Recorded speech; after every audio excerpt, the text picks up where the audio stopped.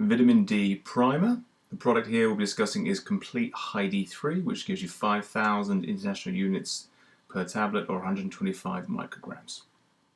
So please remember that vitamin D in reality actually is a steroid hormone, and every single cell in your body has a receptor for vitamin D. So its effects are profound and cover many, many different systems. So UVB is what we need to produce vitamin D, B for burn. It hits the skin and you convert pre-vitamin D3 into D3, and that's the form that you'll be taking supplementally and through food. It goes to your liver, and then undergoes a hydroxylation process into 25-OHD3. Now 25-OHD3 is inactive, but that's the form you'll be measuring when you do your analysis. From there, it goes to the kidney where it's activated into 125, and that allows us to absorb calcium, which has then huge effects over the muscles and bones. If we have low vitamin D and blood calcium levels begin to drop, this is detected by the parathyroid hormone, and that then releases the parathyroid, and that releases parathyroid hormone itself. That will try and increase the kidney production of 125, but ultimately what it really does is it stimulates osteoclasts to break down bone that is stored, bone and release calcium into the blood.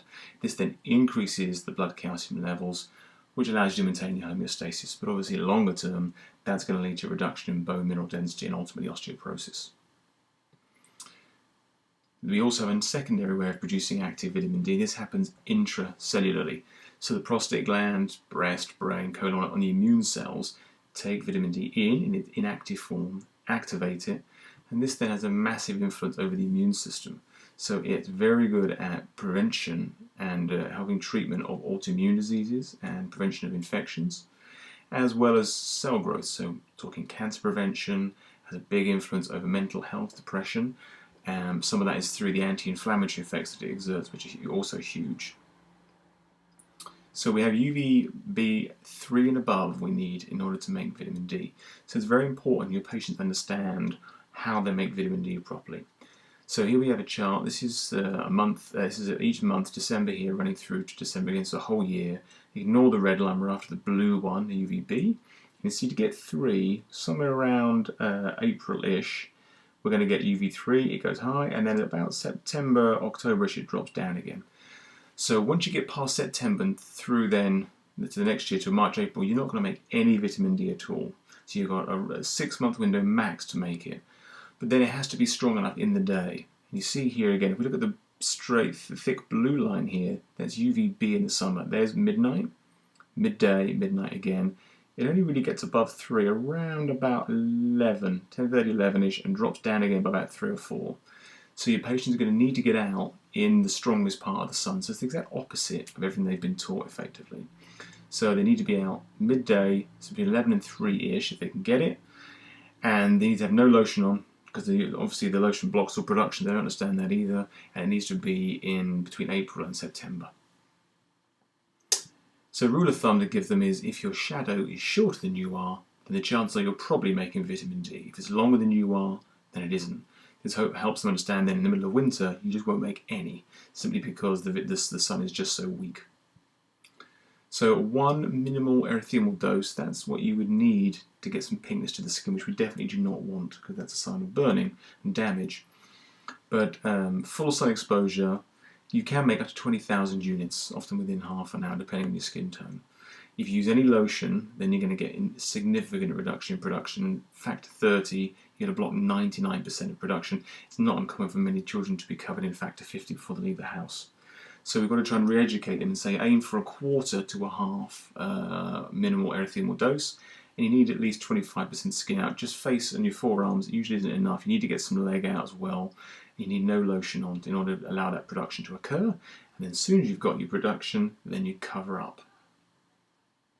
Things to consider also your latitude. Further north you go, the less production you get. So if you're in Scotland, that's a big difference than if you're working down in Southampton like I am.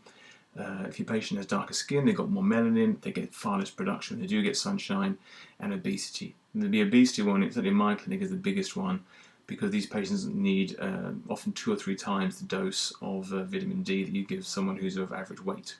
This has been supported by the research, They've given different patients different weights, different doses, and then they found that if they're obese, you may need 2 to 3 times the normal dose. If they're overweight, maybe 1.5 times. This is a really big deal, because this is certainly amongst GPs, they have no concept of the different doses that may be required. It's very important to get that right. So what constitutes deficiency versus insufficiency, and what's optimal? So most NHS labs will consider under 50 nanomoles to be deficient. These patients are usually symptomatic, and that will vary a lot, but pain, depression, and fatigue are the most common ones.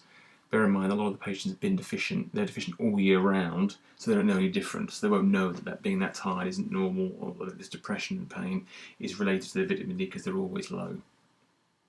Between 50 and around 85-ish, this is what we would consider insufficient. Now, some GP labs they use for the NHS will flag up if it's in this zone. If they have elevated parathyroid hormone, then they should treat them with vitamin D. But this really, in reality, never happens, because the reference range for parathyroid hormone is so enormous that the parathyroid hormone never really gets high enough. So what we know then is if you can get 85, you get much better calcium absorption, as we'll see in some research shortly. Some of these patients will be symptomatic in the lower ranges. They're usually the ones that have a receptor defect, so the vitamin D levels might need to be much higher to achieve a strike rate on the receptor that actually does something. And then we have optimal ranges, and that's between 125 and 250. This is where you really get a lot of the benefits in terms of cancer prevention, infection, prevention of diabetes, treatment of autism, and so on. You need to get them up high. So anyone with autoimmune disease and real health issues, I like to get them up to aim for around 200. I found that to be most effective. Measuring vitamin D, always measure the inactive form. It's 25-OHD3, not the active form. We use vitamindtest.org.uk. It's only £28, and it's a blood spot, so you just prick the finger. The patient can do that at home, send it off to the lab, and it's cost effective and very simple. If you do that, and you get then your level through, you use this chart. I've taken this from grassrootshealth.net. You use the current level, which is down here, and then you decide how high you want to take them. Okay, and one thing just to bear in mind is that the dose response to vitamin D is not linear. So you can see a linear dose would be straight, keep going up. The more you take, the more higher it goes. It's actually curve linear, so you start to go up, then it will often blunt and go right off.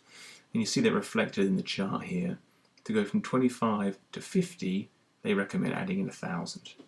So that's a 25 nanomole increase. But if you look here, if you wanted to go from 125 and take them up to 250, you'd need 2,100, so just over double. And that's because of this response here. When you're starting from a higher point, the response to the dosing is much lower in terms of the angle as we come along here. So just bear that in mind.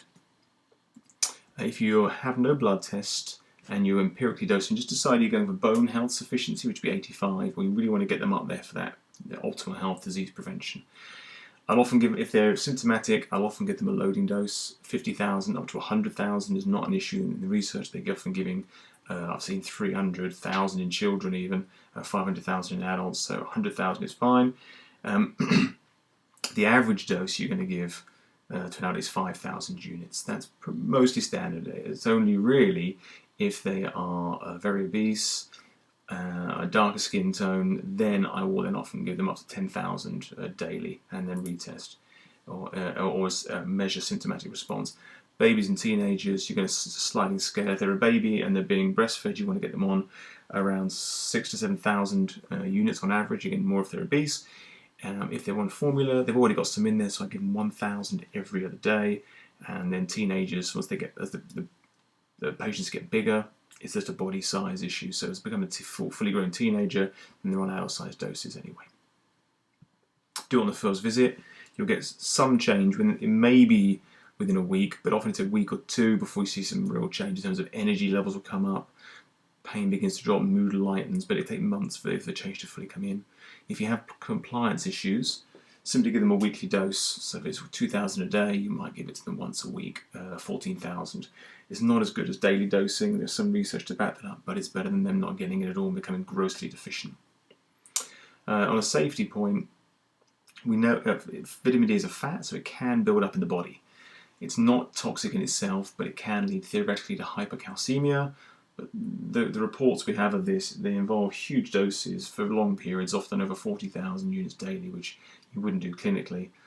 Although they are doing that in lots of research studies with MS patients with good effect, not too much problem. So just bear in mind there that the RDA is 400, but you can get 20,000 units from sun exposure. So giving patients 5,000 a day is not an issue. 10,000 is safe long term, no problem. Contraindications: if they have sarcoidosis, you don't give them a high dose. Give a very low dose, under 1,000.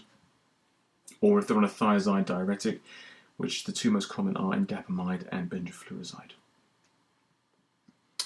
And this is just a study just showing the dose response, healthy adult men. This line here is a 5,000 unit tablet, and you can see they're starting just in the insufficiency range, around 60, 70.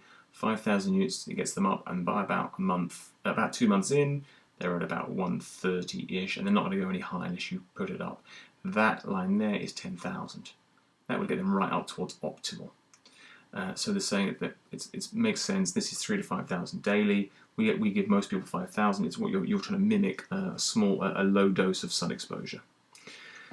Now we said the insufficiency was between 50 and 85, and we know this from Robert Heaney's work. He and his group noticed that parathyroid hormone was maximally suppressed. So remember that parathyroid hormone goes up as your calcium levels go down in response to lack of vitamin D. And as his vitamin D came up and they got to about 85, then the parathyroid hormone was completely flattened down to a very low point. So the body wasn't mobilizing calcium out of the bones. So he gave two groups the same dose of calcium. One group averaged 50 nanomoles, one had around 85. And the 85 group, they got 65% more calcium absorption in that group. Now, that's a huge amount, particularly if you've got any kind of bone mineral density issue. It's colossal. There's many patients who have, quote, normal vitamin D levels around 55, 60, who are simply not getting all their calcium through. We talked about optimum levels. How do we know what optimal is? We take people that live in sunny climates that work outdoors, and they measure their blood levels. Your body has a natural ability to turn off the production of vitamin D when it has had enough. You see these are averages here, and some of these individual cases that are going up into the 200s start here at 105 minimum up to sort of 150, and we would certainly take them up 200, no problem if they had autoimmune diseases. So the essential clinical question we want to ask ourselves is my patient vitamin D deficient or insufficient? So we'll look at the research on that in a moment, and then we will say if they are, is that causing their chief complaint directly? So is it causing their pain, their depression, whatever? Or is it contributing to the dysfunction within the biological system as a whole that's allowed things to develop and persist? So is it creating hypersensitivity and inflammation, depression, fatigue, poor immunity? Are we allowing our patients to have an increased risk of heart disease, MS, cancer, and so on in the future? So we'll take a look at the studies here on the levels of vitamin D in the UK. We take 75 nanomoles as a reference point. It's not quite at the top of optimal levels in terms of insufficiency, but it's close. 90% of patients in the winter were either deficient or insufficient. So there's pretty much an epidemic. Even in the middle of summer, it's 60% rates. Then we break it down. Remember, that's average. We want to look at, is there a difference north to south? And you can see again, further north you go, much higher rates. If you work in Scotland, you're going to get it's going to be very close. It's going to 100% in many people in the middle of winter. I work in Southampton. In my practice, it's actually lower than the 90% in the winter and 60% in the summer, because in Southampton we get far more sunshine. Also, again, obesity there, again, was markedly worse in all groups, regardless of season. So again, if they're obese, you're going to have to crank the dose up.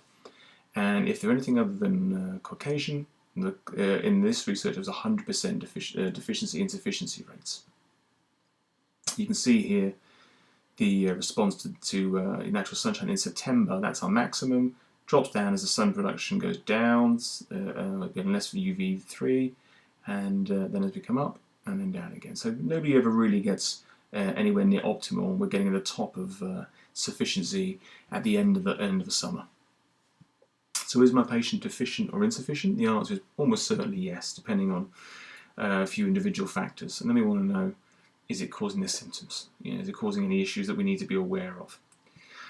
So in summary, the majority of your patients, because they're going to be in your clinic, they're going to be unwell. They may have pain, depression, immunity problems, whatever it may be. they're almost certainly going to need extra vitamin D. So the majority of my patients clinically, we use 5,000 industrial units. That's 1 tablet of complete high D3. If they're obese, if they have darker skin tone, if they have autoimmune conditions, I'm going to push the dose up, because I know that obese people and people with darker skin tone need more vitamin D just to achieve a normal level, and I know patients with autoimmunity need to get the higher levels in order to try and modulate that immune response. For any further learning, I'd look at Vitamin D Council's website and the Grassroots Health, and Michael Hollick's book is a very useful resource.